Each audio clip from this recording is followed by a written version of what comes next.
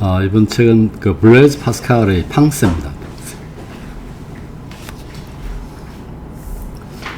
파스칼은 프린트물이 있죠. 1623년에서 1661년인데 39인가요? 39살 얼마 동안 못 살았습니다.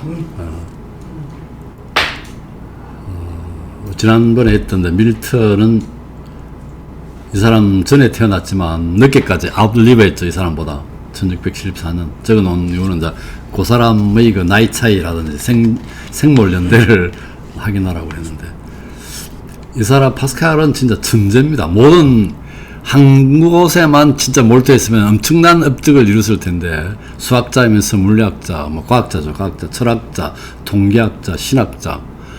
그러면서 이게 또 신학에 또 심취하고, 그 다음에 그 어떤 영감을 받았다나 뭐 그런 경험도 있고요. 이 사람도 뭐 집안은 행편은 좀 괜찮았던 것 같아요. 조세원인 아버지를 두고 태어났고요. 프랑스 오베르누 지방의 클레르몽페랑에서 출생했다고 되어 있는데, 이 사람 이 팡세와 관련돼 가지고 이 자꾸 언급되는, 이 사람이 또 인생에 대해서 언급되는 동생과 또 누나가 있어요. 질베르트 누나는 자기보다 3살 많은 사람이고, 자클린은 이제 자기보다 2살 어린 여동생이 태어난 거예요. 어머니가 어렸을 때 사망했습니다. 3살 때인가 사망했고요. 그 다음에 파리로 이사를 했는데, 아버지가 자녀의 그 학문 연구에 상당히 그 신경을 많이 쓰는 케이스. 나이가 12살이죠. 12살에 삼각형의 내각의 합이 180도임을 증명했습니다. 이게 유클리드 32번 명제라고 그러죠. 그래서 일찍이 기하학의 천재성을 드러냈습니다.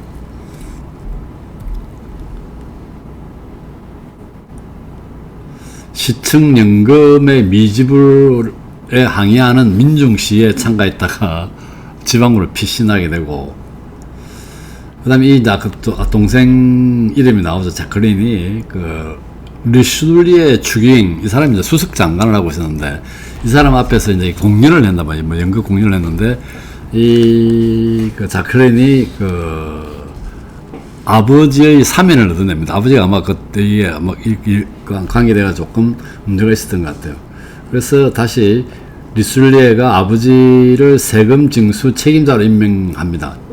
1640년에 이때 원추 곡선론이라는 논문을 발표하게 되고, 이게 이 아버지 세금 징수가 왜 나오냐면은, 이 사람이 우리 컴퓨터 사이언스 쪽에서도 상당히 유명한 그 한 꼭지를 차지하고 있죠.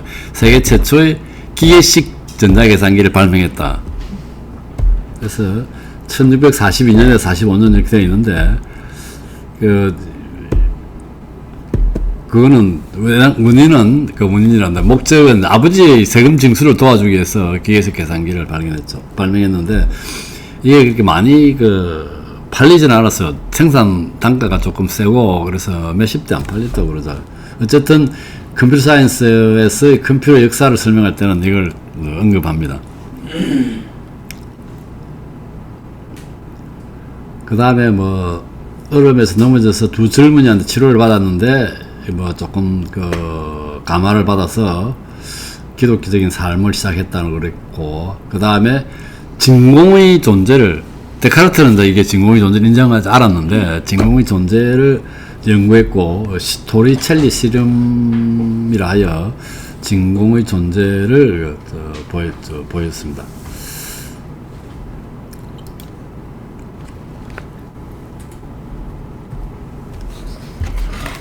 그 다음에 데카르트의 방문을 받았다고 그러는데, 데카르트는 이 사람을 별로 안 좋아했다고 하죠. 데카르트는 진공의 존재를 인정하지 않았다는 얘기입니다.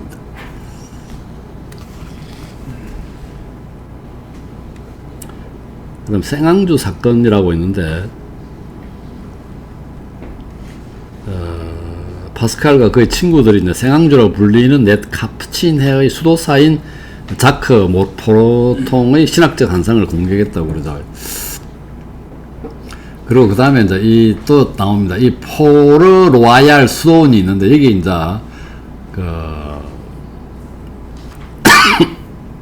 자주 출입을 합니다. 뭐 자클린은 이게 그게 순서가 되죠. 자클린은 아까 자기 누이 동생이라고 했습니다. 그리고 1048년에 이제 아우구스티누스의 은총의 신학 지지자임을 밝힙니다. 이 사람이 파스칼이. 그 다음에 여기 이제 대기의 압력에 관한 프리돔 실험을 실시해서 파스칼의 법칙 압력이 됐습니다. 그래서 압력의 단위가 요새 파스칼이죠. 이래서 이제 압력의 단위로 이 파스칼을 씁니다. 부친이 사망하고 그 다음에 누이 동생 자클린이 수녀원으로 들어가고 그 다음에 계몽군주 중에 하나죠. 스웨덴 국왕 크리스티나에게 계산기 한 대를 증정했다는 말이죠. 교황이 장세니우스의 아우구스티누스 속의 명제 5개의 명제를 정제하고 1653년에 그 다음에 이 사람은 세상에 대한 경멸감을 느끼기 시작했고 그 다음에 액체의 평행과 대기의 압력론에 대한 그 논문을 완성하고 그 다음에 1654년이죠. 도박을 하다가 주사위 게임을 하다가 이제 중간에 중단됐을 경우에 판돈을 어떻게 가르면 좋을 것인가 하는 이런 질문을 받고 도박사의 그 친구죠. 도박하는 친구의 질문을 계기로 확률 계산의 기초를 세웁니다. 그래서 이 사람은 근대 확률론에 또 기여를 하게 됩니다. 그 다음에 또 흔히 우리가 자주 나타나지만 11월 23일입니다. 강렬한 종교적 체험을 경험합니다. 이제 프리밤이라는데 결정적 종교적 삶에 대한 회심을 시작하게 됩니다. 그 다음에 마차 사고 일어나고 그 다음에 수년의 분원에 은둔하게 되고 소로몬의 정제의 위협을 받던 앙투안 아르노를 지원하게 되고 이렇게 됩니다. 얀센주의를 옹호하고 예수에 비판하는 10월 친구에게 보내는 편지를 익명으로 출판합니다. 이게 이제 우리가 여기 보면은 방세에도 많이 나와 있죠. 그 다음에 이 사람 많이 아팠어요. 그래서 이게 치통이라는데 치통에 잠을 못 자죠. 뭐 이러다가 연구하다 사이클로이드 곡선 문제를 해결하고 건강이 계속 악화되고 하나님께 질병의 선용을 강구하는 기도를 하고 그 다음에 이제 죽기 전에 최초의 대중교통수단인 5수짜리 사륜마차 사업을 파리에서 시작합니다. 얼마 안 돼. 그러고 난 뒤 이제 바로 죽죠. 그 해에 죽습니다. 8월 19일 사망하고. 그래서 이 방세는 이 사람이 출판한 책이 아니고 그냥 자기 생각들을 써놨는데 나중에 이제 이게 유족들이 이제 발견해가지고 이게 출판하기 때문에 이 책이 상당히 다양해요. 어떤 책이 있고 이런 책이. 그 다음 순서도 없고 왔다 갔다 이 단편들 어떻게 묶음냐에 따라서 책이 좀 달라질 수도 있겠죠. 그 다음에 이게 쭉 나오다가 방세가 이제 출판됐는데 1976년에 제2 사본에 따라서 셀리에판이 출판됩니다. 이게 이제 요새는 가장 파스칼의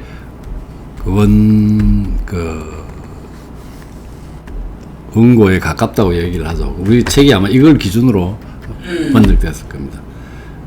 그 다음에 계속 이제 재판이 발행되고 있고요. 그래서 파스칼의 우리가 방세라고 하면 방세는 프랑스 말로 생각들 복수로 생각들입니다. 좀 더 풀었으면은 파스칼의 자기가 쓴 책이 아니라고 그랬죠. 어쨌든 출판하면서 누이 동생 위주로 이제 출판됐을 겁니다. 파스칼의 종교 및 기타 주제에 대한 생각들이라는 제목.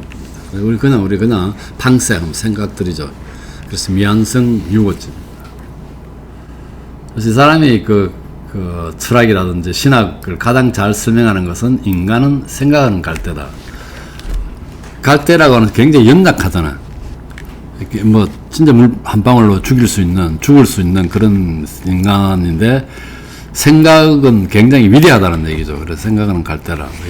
가장 위대함과 어떤 비참함, 약함이 혼재된 그런 생명체가 되겠죠. 유명한 거는 파스칼의 내기라는 게 있습니다. 이 사람은 신의 존재를 설명하기는 어렵죠. 신의 존재를 어떻게 설명하겠어요? 이제 믿음인데. 이 사람 상당히 기독교적인 삶을 사는 사람입니다. 종교 아까 때 그 체험을 했다고 그랬잖아요.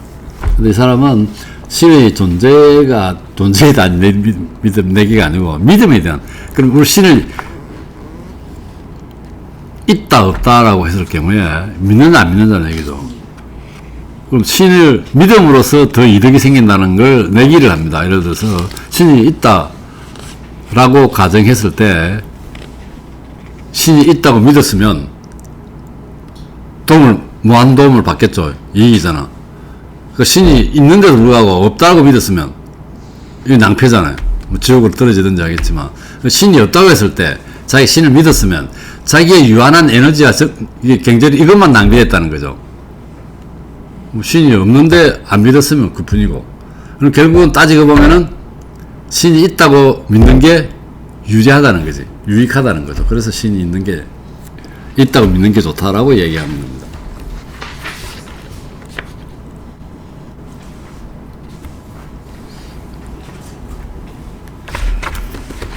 그런데 이제 책을, 이 사람은 우리 지난번에 했던 에세이를 좋아했습니다. 에세이. 그래서 주로 에세이가 많이 등장하게 되고, 에세이를 참 좋아했는데, 에세이 저자가 누굽니까? 갑자기 또 생각이 안 나라, 참. 이야, 이 순간적으로 이래야 되겠네. 몽테뉴 있잖아. 몽테뉴인데, 몽테뉴의 생각들은 괜찮았는데, 몽테뉴가 뭡니까? 약간 그거잖아. 표현 회의주의자잖아. 네. 이거는 되게 싫어합니다. 이거는만은 싫어하고.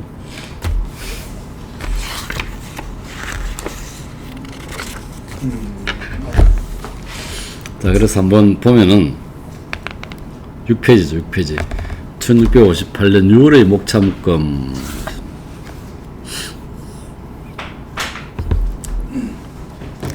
이거 뭐 그냥 적어놨는데, 이게 앞뒤 그게 두서가 없기 때문에 책을 어떤 체계적으로 자기가 집필을 하려고 적어 놓은 게 아니고 메모를 적어 놓은 거라서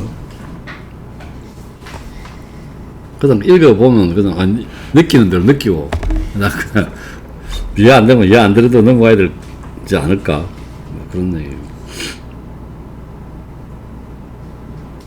그럼 7페이지에 보면은 5호에 보면은 정렬의 피해자가 되지 않기 위해서 마치 목숨이 일주일밖에 남아있지 않는 것처럼 행동합시다.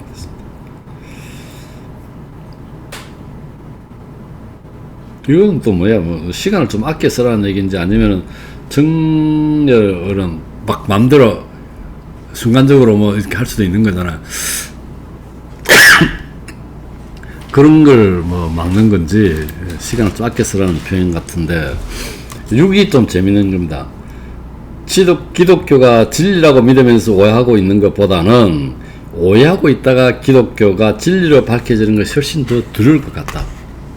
이거는 뭐 좀 재미가 있는 표현 같은데요.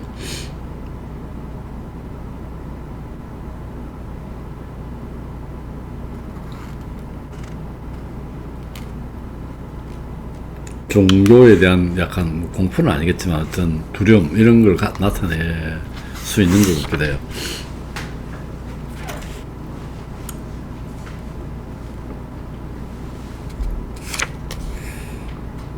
나머지는 그냥 쭉 읽어보면 그냥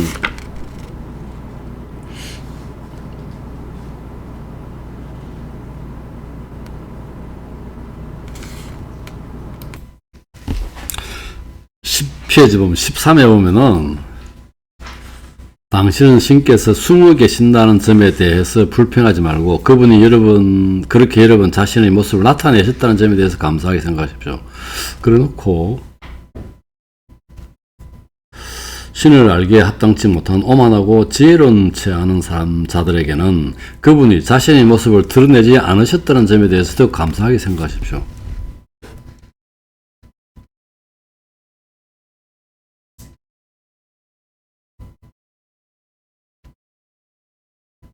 이건 하나는 나타내셨다는 데서 감사하게 생각하고, 오늘은 드러내지 않았다는 감사하게 생각했던 건데, 이게,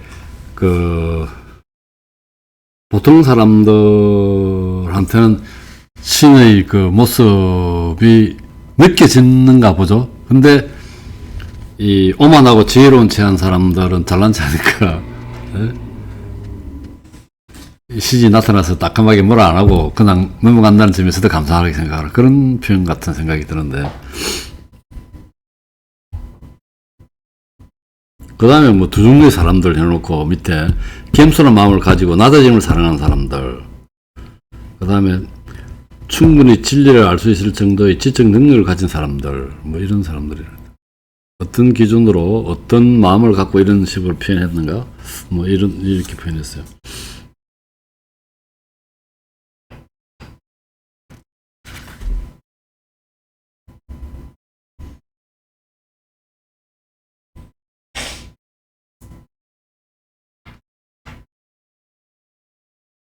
14에도 보면 좀 재밌는 표현. 신을 생각하고 싶어 할 때 다른 것을 생각하도록 우리들을 유혹하고 다른 곳으로 관심을 돌리게 만드는 것들이 있지 않는가.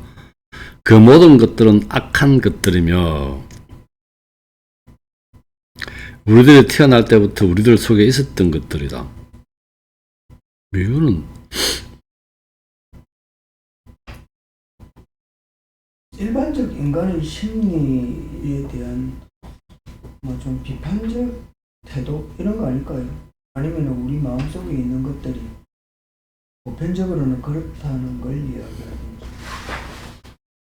이거 거꾸로 얘기하면 악이 신을 생각하게 한다는 얘기 아니죠.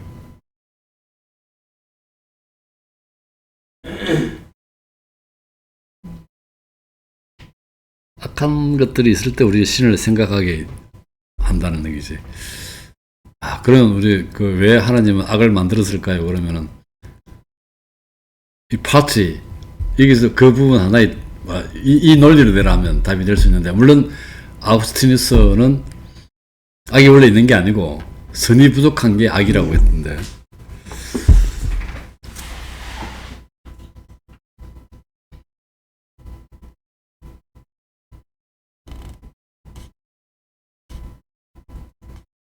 그 다음에 그 11쪽도 보면은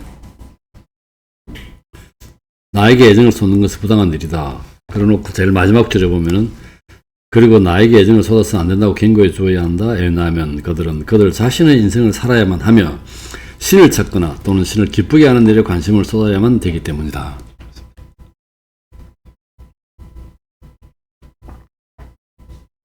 (16은) 또 좀 그래요. 인간의 진정한 본성이 상실되었기 때문에 모든 것이 그의 본성이 된다.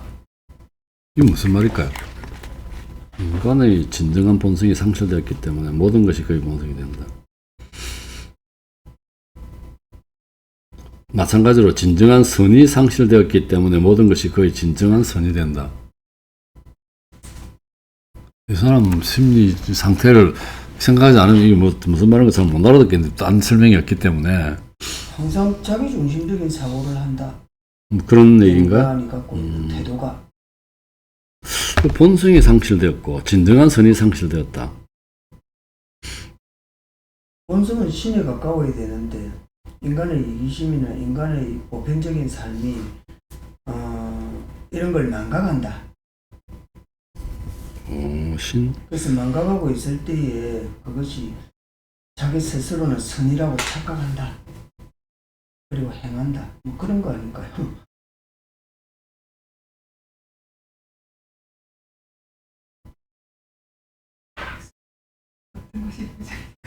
이건 좀 선뜻 이야기가 좀 힘든. 그 다음 페이지도 마찬가지죠. 그 다음 17도 철학자들은 인간의 두 가지의 상태에 알맞은 감정들을 전혀 설명하지 못하였다 해놓고 그들은 순수한 위대한 감정을 불러일으켰으나 그것은 인간의 상태가 아니라고 그랬고, 그들이라는 철학자겠죠. 그들은 순수한 비천의 감정을 불러일으켰으나 그것은 인간의 상태가 아니다. 이 상태에 대한 감정들을 전혀 설명하지 못했다고 그러는데 어쨌든 이 상태가 아니라고. 위대한 감정도 인간의 상태가 아니고 비천한 감정도 인간의 상태가 아닌데 그 본성으로부터가 아닌 참여로부터 그리고 그 상태에 머물러 있기 위해서가 아닌 비대로 넘어가기 위한 비천의 감정이 필요하다.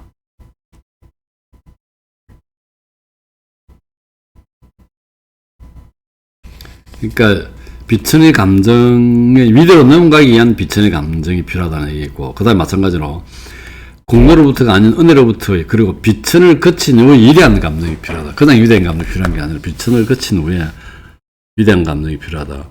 위대로 넘어가기에 비천의 감정이 필요하고, 비천을 거친 후에 위대한 감정이 필요하다는 얘기죠.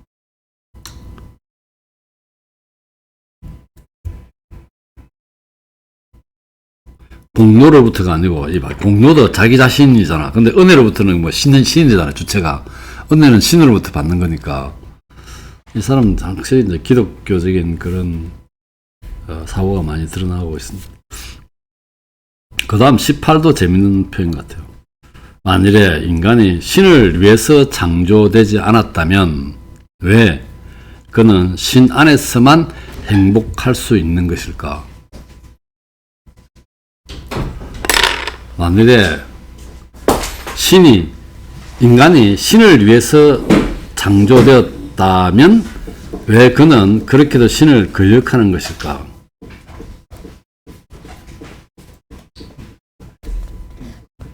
이 표현이 상당히 재밌는 표현 같아요. 신을 위해서 창조되지 않았으면 왜 신 안에서만 행복할 수 있는 것일까? 그리고 신 안에서 행복할 수가 있다면 뭐 결국 신을 위해서 창조됐다는 얘기인가?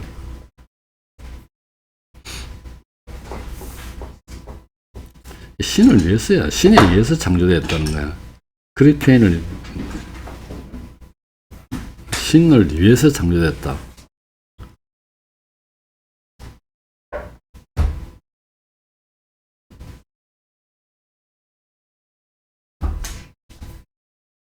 이 원 표현이 어떤가 모르겠는데 신에 의해서 창조됐다. 혹은 신을 위해서 창조됐다.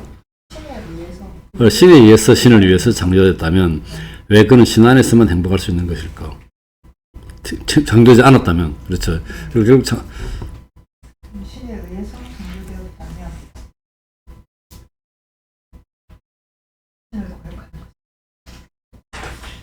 신을 위해서라고 해석하는 게 더 맞지 않을까요? 원문을 보진 않았지.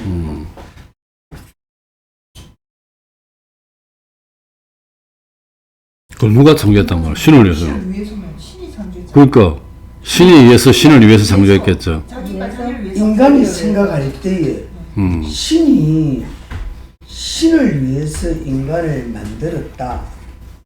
자기가 자기를 위해서 만들었다고요? 인간이 신이 신을 위해서 스스로 신이 인간을 창조했다는 거지. 아담을 만들었듯이 신을 증명하기 위해서. 그러니까 의해서라는 말도 그런 뜻이잖아요. 의해서하고 위해서는 다르거든. 여기 근데 위해서라는 게 이거 신에 의한 건 자동적으로 들어가는 것 같아. 들어가 있는 것 같은 거죠. 근데 위해서라는 말은 뭔가 뭘 위해서, 신의 무엇을 위해서 인간을 만들었을까요? 위해서라는 거는 신애 할 때 애는 우리가 부사격 주사 아니 해석의 원본으로 보면 신에 의해서는 신의 목적을 위해서 인간이 만들어졌다고 보면 신을 위해서 신이 신을 위해서 인간을 만들었다는 거지. 근데 그렇죠, 그렇지. 창조되지 않았다면 왜 그는 인간 신 안에서만 행복할 수 있는 것일까? 나는 이 해석이 별로 무리가 없는데. 해석에 문제가 무리가 있는 게 아니라 네. 표현이 일단은 위해서도 괜찮아. 신을 위해서. 신이 창조한 거는 다 디폴트로 들어갔다는가. 그리고 신이 신을 위해서 인간을 창조되지 않았다면 인간이 신 안에서만 행복할 수, 왜 그는 신 안에서만 행복할 수 있을까? 신을 위해서 창조됐다 하세요. 그러면 신 안에서만 행복해야 돼. 신을 위해서 창조됐다면은 그 안에서 행복해 맞죠? 신을 위해서 창조됐다면은 신을 위해서 창조됐는데 신을 위해서 창조됐다. 창조된 목적이 신을 위한 거다. 신 안에서만 행복해야 돼? 신을 위해서 창조됐었기 때문에 불을 오케이. 기록은 중에 하나님 없으면 우리는 아무것도 아닙니다. 우리의 삶은 하나님의 역사 안에서 하나님 말씀 안에서 있어야지 그 벗어나면 아무것도 아닙니다. 자, 그럼 거꾸로 뒤에 다음 신을 위해서 창조되었다면 왜 그렇게 신을 거역하는 것일까? 신을 위해서 창조됐다면 신을 거역하면 안 되잖아. 그런 이거는 뭐 그냥 액면그대로 받아들이면 되지. 그 다음 20분이 좀 이상한 것 같아요. 20분이 좀 생각을 해야 될 게, 우리는 진리를 원한다. 우리들 속에서 발견하는 것은 불확실 뿐이다. 우리들은 행복을 추구한다. 발견하는 건 불확실 뿐이래. 행복을 추구합니다. 그런데 발견하는 것은 비참과 죽음 뿐이래요. 우리들은 아까 그랬죠. 진리를 추구한다고 그랬고 행복을 추구한다고 했으니까 우리들은 진리와 행복을 바라지 않을 수 없다. 그거 바라지. 근데 아까 발견하는 것은 비참과 죽음이라고 그랬고, 그런데도 우리들은 확신도 행복도 소유할 수가 없다. 아까 불확실 부이라고 했잖아. 그래서 확신도 없고 행복도 소유할 수 없대요. 이러한 욕구가 우리들에게 주어진 것은 우리들이 어디로부터 떨어져 나왔는지를 느끼도록 만들기 위해서일 뿐만 아니라 또한 우리들을 불하기 위해서다. 결국 불하기 위해서라는 건 우리 진리와 행복을 갖다가 이루기 어렵다는 얘기라는 거겠죠. 어디로부터 떨어져 나왔는지, 진리와 행복, 우리가 어디로부터 떨어져 나왔는지, 이게 진리와 관계됐나? 인간이 신 안에만 있어야 되는데, 아까 그 교회나 기독교 신을 벗어나서 인간이 자꾸만 신처럼 까불고 있으니까 벌 받는다, 이런 이야기. 행복이라는 거는 늘 행복한 건 아니잖아요. 그러니까 순간이거든요. 행복을 느끼는 거는. 그럼 그 행복을 느끼기 위해서는 이상하다. 우리가 벌하기 위한 거는 그래 항상 행복한 건 아니라는 걸 말해주는 것 같거든. 그렇죠. 항상 행복하지 않다는 건데 행복은 필요하고 그거를 느끼기 이전에는 이게 뭐 비참하고 그러니까 아니 요 뒤에 우리 9장에 보면은 9장에 어디 보니까 오락에 대해서 나오잖아요. 그 글에 보면은 우리가 사는데 오락이 좀 있어야 재밌다 이런 이야기거든요. 그러니까 여기에서 우리들이 행복을 추구하는데 그 진리를 원하지만 항상 발견하는 것이 불확실하다 그랬으니까 그 신안에서 어떤 행복을 추구하고 작은 것에 만족하고 뭐 진리를 추구하고 이래야 되는데 우리가 아마 살면서 그렇게 하지 못하는 것 같다. 도를 좀 넘는 것 같다. 도를 넘게 되면은 벌 받게 되지 않는가. 그런 이야기. 그건 너무 간 것 같은데? 너무 많이 가. 이게 지금, 이러한 욕구라는 진리와 행복에 대한 주 욕구잖아. 욕구가 우리한테 주어진 것은 우리들이 어디로부터 떨어져 나왔는지를 느끼도록 만들기 위해서일 뿐만 아니라 우리들을 벌하기 위해서다. 벌하기 위한 걸 아까 그냥 그런 식으로 임성이 얘기했던 것처럼, 그렇게 넘어가고, 떨어져 나왔는가? 약간의 진리를 허상, 그러니까 뭐랄까 눈앞에 이제 왜 존재하지 않는 걸 붙잡으려고 쫓는 그런 그 진리라는 게 나는 불교에서 보면 하두가 있잖아. 예. 가장 유명한 하두 중에 제일 큰 스님한테 가면 네 어디서 왔노 물어보거든. 그럼 어디서 왔다. 와서는 그러기 전에 어디서 왔는데 어디까지 가는? 어머니 자궁에서부터 나왔다. 그럼 어머니 자궁 전에는 네 어디 있었노? 이렇게 이제 물어본단 말이야. 이런 식으로 따지면은 이것도부터 진리라는 게 이게 하나님 신한테 가도록 지금 그런 건지 거기에 가야 신을 느끼도록 하는 건지 그런 생각이 좀 들었어요. 근데 이 말 그대로는 원죄와 우리가 그 하나님 에덴에서 쫓겨 나와서 그 떨어져 나왔다는 게 에덴에 쫓겨 나왔다는 건가?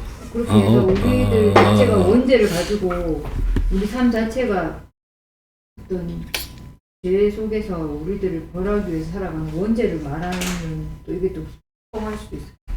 원죄로. 거기까지.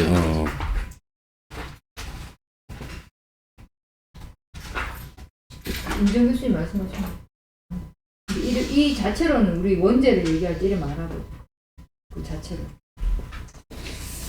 그 성당에서 말하는 교리에서 보는 거랑 거의 같은 느낌.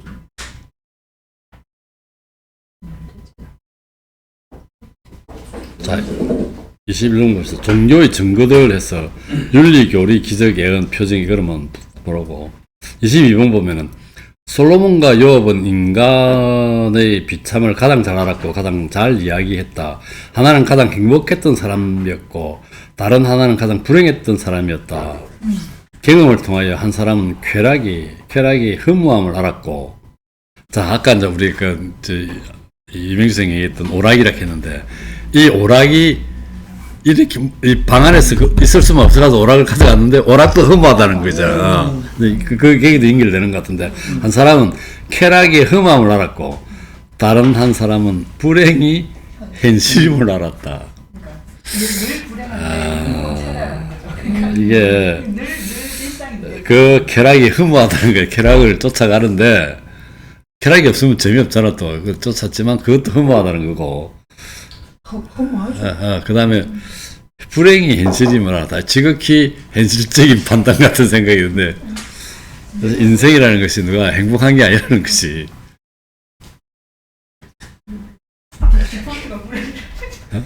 디폴트가 불행. 불행. 아니 디폴트가 원래 왜 우리 불교에서는 고라고 그러잖아요. 인생을. 근데 우리 그거 있잖아요. 뭐고 갑자기 생각이 안 나나. 캔터버리 이야기.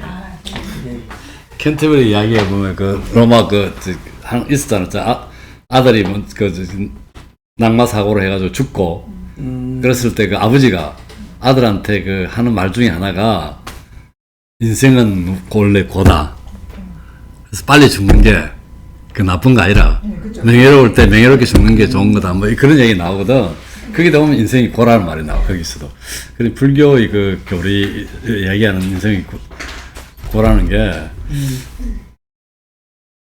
그 나름대로 우리가 소확행을 느끼고 살아가는 게 소소한 재미를 느끼면서 살아가야 되지 않을까 그런 생각도. 23회 보면은 이것도 재밌는 표현이죠.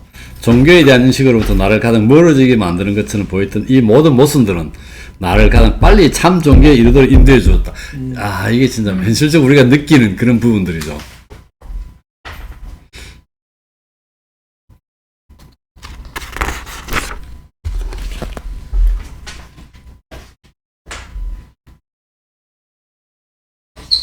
자, 24번에도 보면 재밌죠. 이렇게 24페이지에 나는 인간을 찬양하는 쪽을 택했던 사람들과 비난하는 쪽을 택했던 사람들, 그리고 오락을 즐기는 쪽을 택했던 사람들을 똑같이 비난한다. 찬양도 아니고 비난도 아니고 오락도 아니고 그런 뭐야. 나는 신음하면서 찾고 있는 사람들 외에는 인정할 수 없다. 근데 이거는 뭐든지 행복을 찾든지 뭘 신을 찾든지 갈구하면서 이렇게 하는 사람들을 인정하겠다는 얘기죠. 그러니까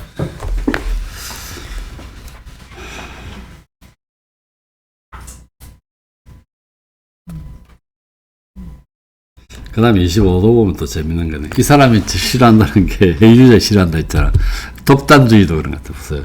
우리를 모든 독단주의로서도 극복하기 어려운 증명의 무능력자들이고, 독단이 있으면 뭔가 증명이 있어야 될 거 아닌 그런 얘기인데, 우리들은 모든 해이주의로서도 극복하기 어려운 진리에 대한 관념의 소유자다.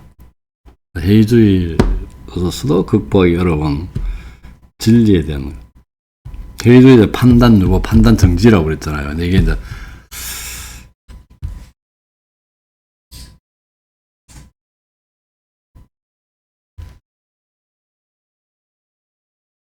판단 유보로만 해놓고 갈 수 있는 거 아니잖아. 이제 이 사람 그런 말일 겁니다. 몽테뉴가 이제 해이주의자처럼 해이주의자라고 얘기하죠. 그걸 되게 이 사람 싫어했다고 그러거든요. 몽테뉴는 존경했지만. 그다음 26에 보면 스토아파들은 이렇게 말한다. 당신 자신의 내면 세계로 돌아가십시오. 그리고 당신의 안정을 찾게 될 곳은 바로 그곳이요. 그런데 그것은 사실이 아니다. 이 사람은 스토아파에 대한 비판하고 또 다른 사람들이 이렇게 말한다. 밖으로 나가서 오락을 즐기면서 행복을 찾으시기 뭐 좀 약간 쾌락주의자 비슷한 그런 거겠죠. 그런데 이것도 사실이 아니다. 질병이 찾아온다. 이 질병은 약간 중의적 표현이 될 것 같아요. 그래 놓고 행복은 우리들이 밖에도 안에도 있지 않다. 그것은 신 안에 있고, 역시 이 사람 그 기독교적인 그런 사고를 갖고 있다고 보죠. 아까 뭐 신을 위해서 태어난 건 모르겠지만 어쨌든 신 안에 있고 우리들이 악과 밖에 동시에 존재한다는 거.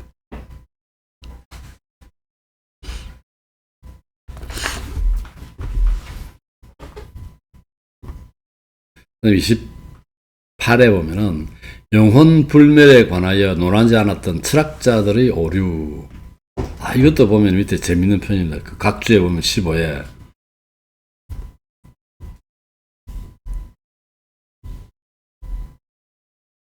죽게 될 우리들의 처지를 유리하기 위한 철학자들의 이변, 다음과 같은 딜레마가 오르내린다. 영혼은 불멸인가 아닌가? 만일에 불멸이 아니라면 고통이 없는 거죠. 영혼 불멸, 그냥 자기 죽으면 끝나기 때문에 그 뒤에 죽으면 끝이잖아. 육신의 죽음과 동시에 만일에 불멸이라면 영혼은 점점 더 개선되어 갈 것이, 이건 개선된다는 것은 좋아진다는 의미다기보다는 어쨌든 뭐 변화될 거라는 얘기라고 받아들이면 될 것 같은데, 불멸이면 문제죠, 이게. 그러면 이제 불멸이면 어떤 식으로 불멸이 될 것인지, 우리가 불교에서 이야기하는 업이 있잖아, 업. 그래서 이제 다음에 뭐 어떤 전생에 대한 어떤 그걸 업을 가지고 뭐 다음 생이 태어난다든지 뭐 이런 게 있을 것 같은데, 이 얘기들, 그래 불멸, 영혼 불멸인가 불멸이 아닌가, 어딘가에서 우리 한번 앞에서 나왔던 것 같죠. 에피쿠로스 누구야? 에픽테토스에서 나왔나? 이런 이야기가 나왔던 것 같은데.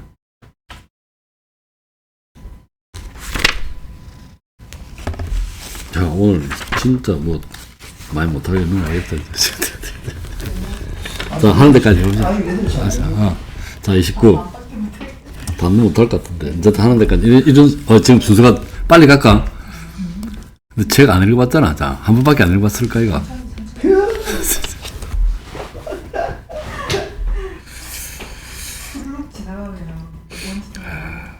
일단은 오늘 첫날이니까 뭐 이렇게 지나갑시다. 첫날이니까. 근데 이 사람은 그냥 듣던 체계를 가지고 쓰는 것도 아니고, 하기야 몽테뉴의 수상록 읽기 읽는 거는 또 다른 책이 훨씬 편하지.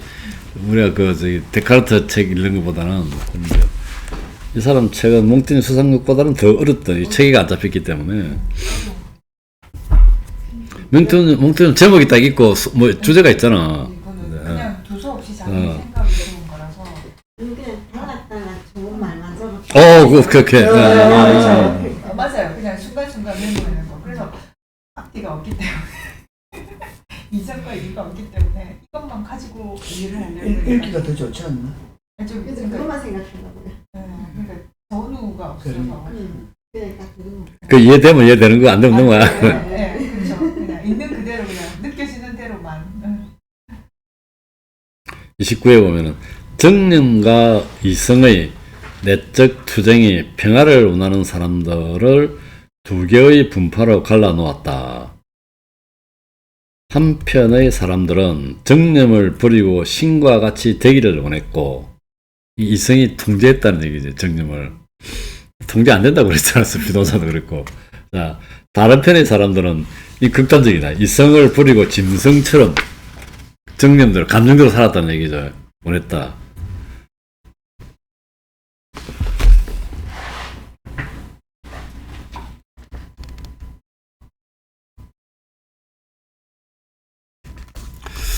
그 다음에 그러나 양편 모두가 그렇게 될 수가 없었다. 극단적으로 되기가 좀 어렵죠. 그래서 이성은 항상 비층과 정념의 부당성을 고발하면서 이 정념에 몸을 맡기는 사람들의 안정을 어지럽히고 정념은 항상 이 정념을 버리고 싶어하는 사람들 속에서 생생하게 살아 움직인다. 와, 이게 재밌는 표현. 정념을 통제해야 되겠다는 사람들 안에서는 정념도 살아 움직인다는 거고. 이건 뭐 이해가 되죠. 이거 뭐 우리가 통제가 잘 안 되는 경우가 있다는 거죠. 분노라든지 기쁨, 슬픔 이런 게. 그다음에 이성은 이게 지금 이제 통제해야 되니까 정념의 부당성, 예를 들어서 뭐 분노가 있으면 분노를 억압하고 뭐 해야 되니까 비천과 정념의 부당성을 고발하고 이렇게 이제 너무 한쪽으로 몰리면 이 정념에 따라서 움직이면은 안 된다는 생각을 하고 이 정념을 맡기는 사람들 안정을 어지럽힌다는. 그러니까 정념대로 하면 안 되자는 얘기죠. 이게 통제이 될, 아직 수도학파에서도 보면은, 그, 정념은 통제의 대상이죠. 근데 그쪽에서는 좀 통제되는 듯이, 통제해야 된다고 했는데, 스피노자는 불가능하다는 거죠. 완전히 이성이 정념을 통제하는 것은 불가능하다는 거예요. 불가능하다는 거죠. 불가능하다보다는 통제할 수 없다는 거죠.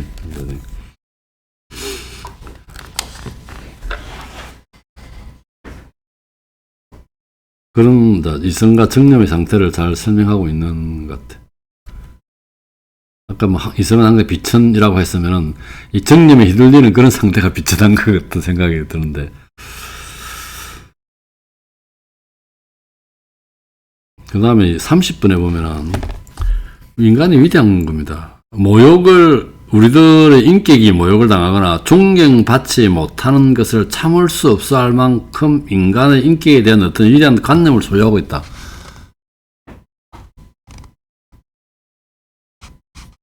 이거는 좀 그런 것 같죠?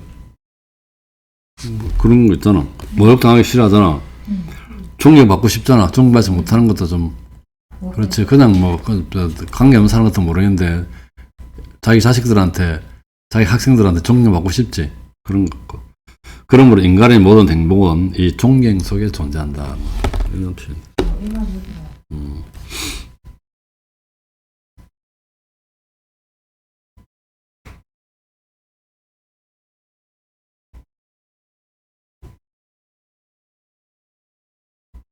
야, 이거 뭐 또 이렇게 나왔을까? 32에 보면은, 와, 또 이렇게 나오나. 인간의 허물을 충분히 인식하고 싶어 하는 사람은 사랑의 원인과 결과를 생각해 보면 한다. 야, 인간의 허물에 사랑이 나왔어요. 근데 그 원인은, 사랑의 원인은 무엇인지 알 수 없는 그건 어떤 것이다. 그리고 그 결과는 무슨 것이다. 이거는 좀 재밌는 것 같은데.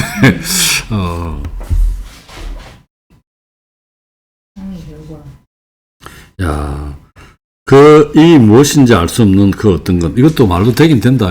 사랑의 원인, 예를 들어서, 걔 이름 뭐야? 무슨 왕자고? 요새 와가 이렇게 머리가 이게. 트로이 전쟁을 일으켰던 저기 세상에 아무도 여자를 주겠다는 거.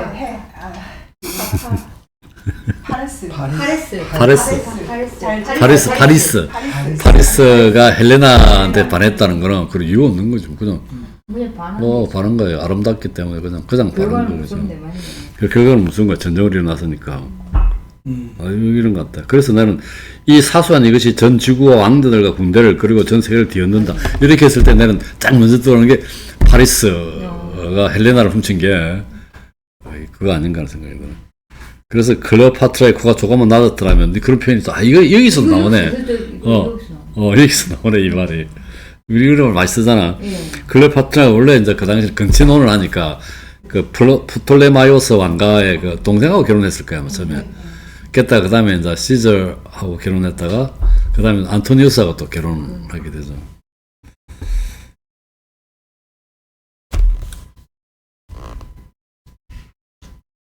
그 다음에 사랑의 원인은 무시무시하네. 무슨 사랑의 원인, 결과는 무슨 것이래. 사소한 거죠. 원인은 무엇인지 알 수 없는 어떤 것이다. 사소한 건 아니네. 무엇인지 알 수 없는 그런 것. 그냥 좋다면은 방법이 없다.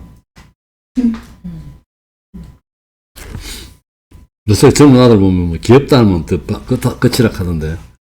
그냥 귀여워요, 그러던.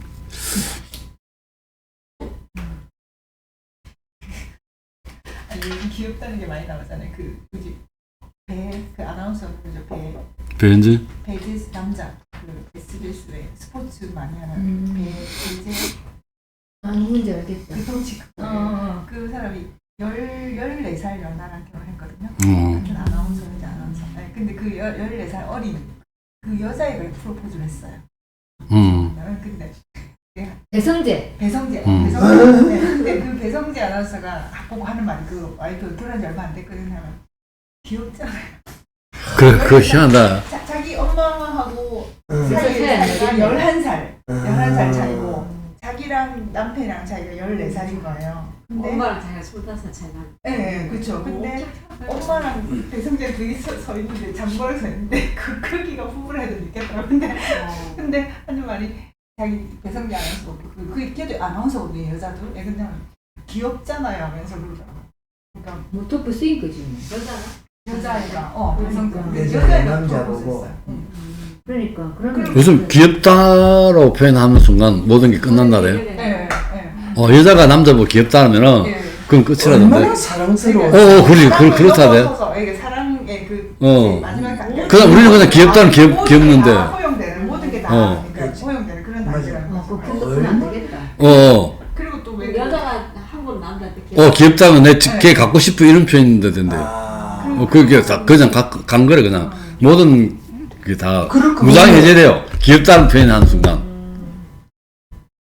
지금 얼마 전에 제가 미니의 스포츠를 쓰니 거기서도 왜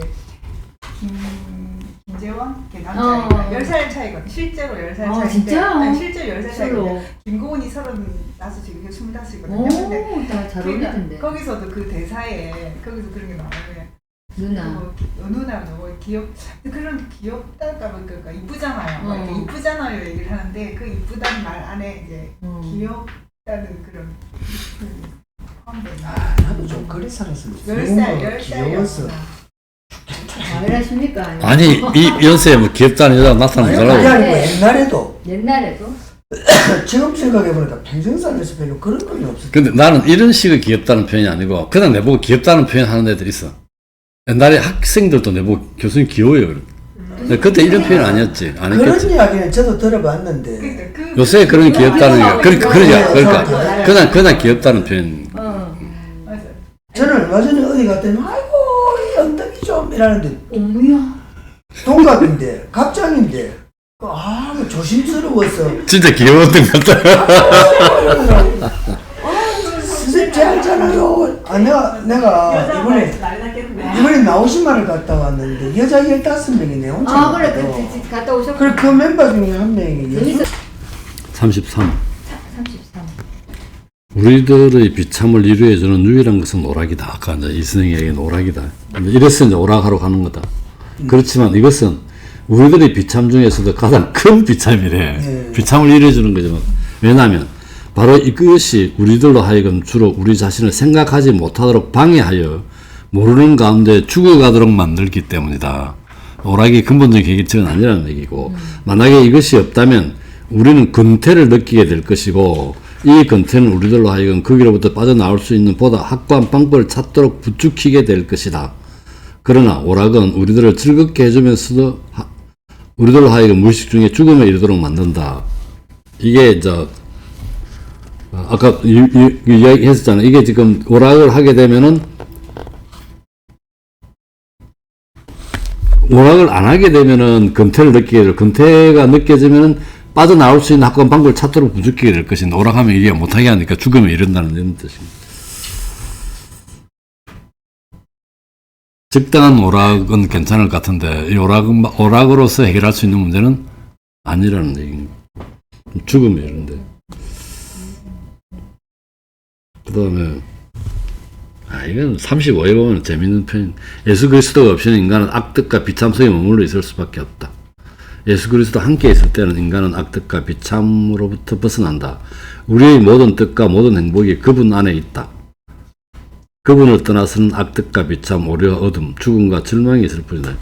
이거 뭐 어디 뭐 신적인 체험을 하고 난 뒤에 바로 쓴 것 같다. 34번 더 재밌는데. 34번. 이게 뭘까? 이게 제일 재밌는 거 어떤 군인이나 어떤 농부가 자신이 수고하는 것에 대해서 불평할 때 그들이 아무 일도 하지 않도록 내버려 두어 보길 바란다. 뭘까, 이거? 진짜 이거 맞는 말이야. 그래? 두 보면은 결국 또 활동한다. 그래. 하는 게 낫다니까 해야 되는 거죠. 네. 아무것도 하지 마라 하면은. 학생들한테 공부하면 된다. 아무것도 하지 마. 맞아요. 아니 왜 하기 싫다 그거 하지 마 이러면 응. 나중에 스스로 하거든요. 그 군인하고 농부는 그대로 할 것 같은데 애들은 공부 안 할 것 같은데 애들은 공부 안 할 것 같은데 공부는 안 하는 거 어, 같아요. 애들 할 게 많잖아. 군인이나 농부는 그밖에 할 게 없잖아. 없는데 맞아. 그 일을 하지만 애들은 공부 말고 다른 게 할 게 얼마나 많은데 애들한테는 해당사항 없는 말 같은데. 애들한테 아무것도 하지 마. 그렇죠. 그러니까 이제 뭐 예를 들어서 모든 걸 하지 마. 모든 걸 그렇죠. 그러니까 뭐 밥도 먹지 마라, 안 시켜 말고 청소도 뭐 하지 마라, 뭐 아무것도 하지 마라 하면은 그 순간부터 자기가 뭔가를 해야 되겠다 생각한다는 거죠. 아니 나는 이거 보면 보직 교수들이 뭐 많고 바쁘다고 막 하지 마라고 할 거예요. 나는 딱 그래 생각해. 그걸 30은 아까 29하고 같은 맥락입니다. 넘어가고. 자, 이게 네 순서인데 38에 보면 대화에 의한 순서. 나는 어떻게 해야 하나? 나는 곳곳에서 어둠밖에는 보지 못한다. 나는 내 자신이 아무것도 아닌 존재라고 생각해야 할까? 아니면 신이라고 생각해야 할까?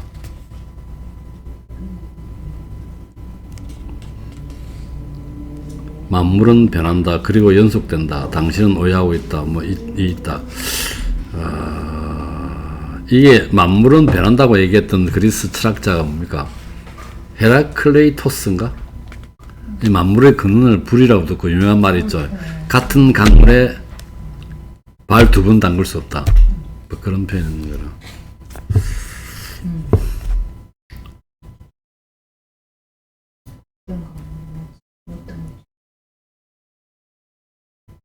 이건 그렇고. 근데 철학자들이 이렇게 수천 년 동안, 수세기 동안 위대한 말들을 했는데 왜 인간은 이런 것들을 한 번도 인식하지 못하고 좀 나아져야 살아가고. 이게 반복된다는 거죠. 계속 반복되는 거죠. 똑같은 문제가 계속 생기는 것 같아요. 흔히 우리 셰익스피어를 이야기할 때 400년 전의 사람이지만 한 그런 있잖아. 시대를 초월하는 인간의 어떤 그런 문제를 이렇게 뭐 다뤘다잖아. 시대를 초월. 그때나 지금이나 똑같은 문제. 아니, 질투라든지 명예 뭐 이거 똑같은 문제라. 지금도 좋은 드라마, 좋은 글, 뭐 우리가 좋다고 이야기하는 것들은 전부 다 시대를 초월해서 공유하는 것들이거든요. 얼마 전에 어디 보니까 BTS를 임원용 평론가인가? 우리나라의 꽤 이름 높은 문화 평론가인데 BTS의 가사를 보면 그들에게 노벨 평화상을 줘야 된다. 뭐 이런 이야기를 하는 거야. 근데 왜냐니까 그 BTS의 가사들을 보면 거의 여기도 또 마찬가지 중간에 그리고 나서 철학자들, 해이주의자들과 독단주의자들에게 앞에서 몇 페이지 전에 나왔죠. 해이주의 독단주의자들에게서 그를 찾도록 만들 것. 이들은 자기들을 연구하는 사람을 고생하게 만들 것이다. 해이주의자나 독단주의자에서 답을 찾기가 어렵다는 얘기를. 일단 여기까지 오늘 하겠습니다.